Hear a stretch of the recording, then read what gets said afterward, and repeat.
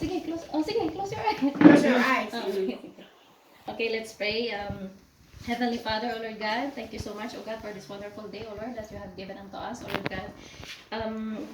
Matthew 12, it says, "And she will bring forth a son, and you shall call his name Jesus, for he will save his people from their sins." Truly, O Lord God, Panginoon ko, that you have this day, O Lord God, is the day that we will remember or celebrate the day that you were born, O Lord God, Panginoon ko. Truly enough, O God, that we are born as sinful people.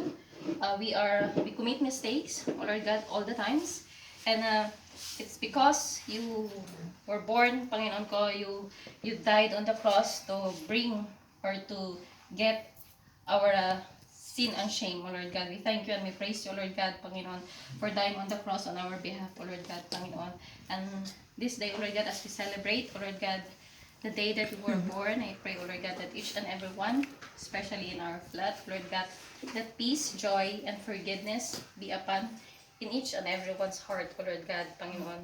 And we pray, O Lord God, also kaya Ate Jean, Panginoon ko, for complete healing for her health, O Lord God, kay Ate Jelly, Panginoon, that may you guide her and bless her, Panginoon, in finding the right employer for her, O Lord God, Panginoon. And we pray also, Lord God, for the safety of each and every one of us, lalong-lalo na po, Panginoon, sa nagaganap na war, O Lord God. And we pray, O Lord God, na matigil na rin po, Panginoon, that peace, Panginoon ko, will come forth, that victory upon victory will come upon the Israel, O Lord God. And we pray also, Lord God, Panginoon ko, for the replenishment, O Lord God, of physical, mental, emotional, and spiritual strength ng lahat ng IDF.